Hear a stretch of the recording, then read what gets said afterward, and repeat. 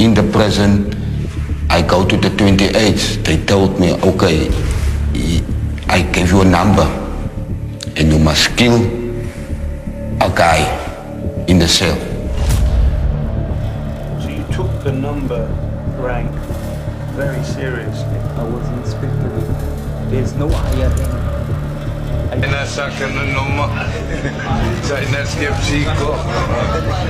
Chop people up with a machete. I do stab people with a knife. I do all these things just to earn respect from the gang, and I've done it wholeheartedly.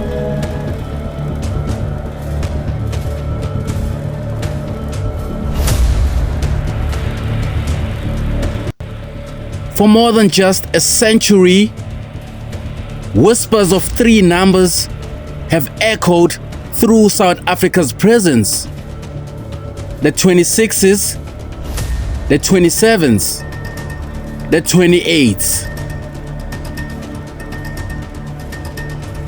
To outsiders, they are simply prison gangs. But inside correctional centers, these numbers have become part of a complex prison culture, complete with symbols, rituals, hierarchies, and rules that have shaped life behind bars for generations. How did these groups begin? Why have they endured for so long? And what impact do they have on prison today? This is the story of South Africa's number gangs.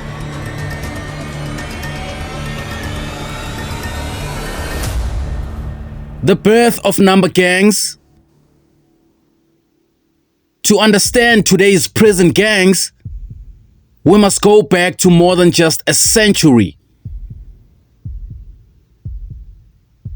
Legends and historical accounts describe the emergence of the number gangs during the late 1800s and early 1900s, with stories often linked to figures such as Nongoloza Mathebula.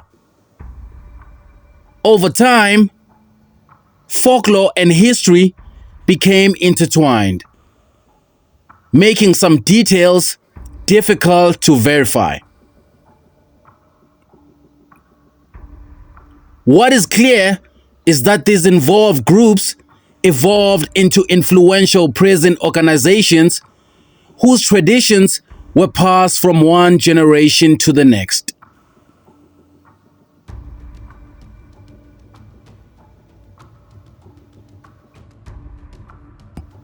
The three numbers. The number gangs are commonly associated with three identities: the 26, the 27s, and the 28s. Popular accounts describe each group as having different roles and traditions, although practices have changed over time and can vary between facilities. Understanding these distinctions help explain why the number gangs have had such a lasting influence on prison culture.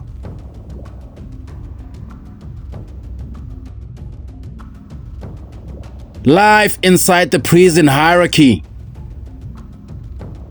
For many inmates, prison is more than just serving a sentence.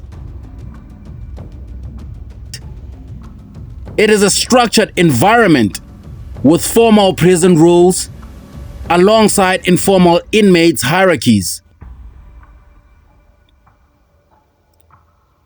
This chapter explores how hierarchy, status, peer pressure, and survival can shape daily life inside correctional facilities, and why some inmates become involved in prison gangs.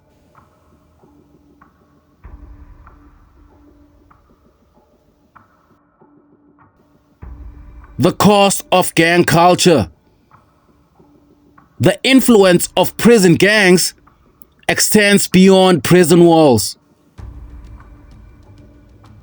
Gang activity can affect inmate safety, rehabilitation efforts, correctional staff, and families waiting for loved ones to return home. This chapter explores those wider consequences and the challenges they create for South Africa's correctional system.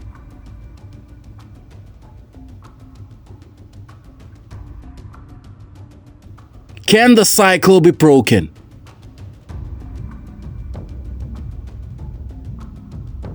South Africa's correctional system continues to grapple with overcrowding, rehabilitation, and the influence of prison gangs. Can education, rehabilitation programs, and the effective prison management reduce gang influence? Or will the number gangs remain part of a prison life for generations to come? The future may depend not only on security, but also on creating pathways that help inmates build lives beyond prison.